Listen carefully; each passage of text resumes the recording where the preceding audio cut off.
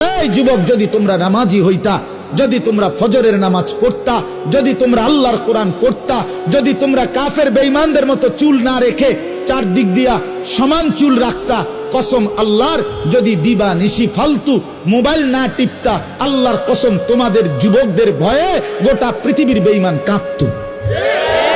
আজ হেরে গেছি যুবক তোমাদের কারণে, আজ হেরে গেছি আমরা, আজ পাচ্ছি না আমরা তোমাদের কারণে, তোমাদেরকে বুঝাইতে পারছি না।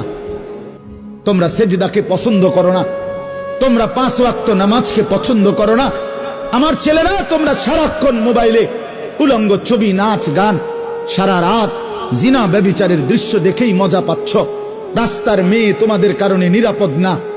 মানুষের বোন, মানুষের কন্যা, মানুষের বিবি, কেউ তোমাদের টিটকারির সামনে, তোমাদের রাক্ষসের মতো চেয়ে থাকার সামনে নিরাপদ না। আজ মুসলমান ভাইয়ের কারণে মুসলমান বোন হাঁটতে পারে না, মুসলমানের ভাইয়ের কারণে মুসলমানের মা হাঁটতে পারে না, মুসলমানের স্ত্রী হাঁটতে পারে না। দুই পাশ দিয়া রাস্তায় রাক্ষসের মতো, জানোয়ারের মতো বড় বড় চোখ নিয়া তাকাইয়া উপভোগ করে। এত অসভ্য, এত নোংরা হলে এই মানুষগুলোকে কেমনে বাতিল ভয় পাবে? আমাদেরকে ভয় পারে না। এই কারণে আমরা যদি সেজদাওয়ালা হইতাম, কসম আল্লাহর, আল্লাহর কসম, সারা পৃথিবীর বেঈমান আমাদের ভয়ে কাঁপত।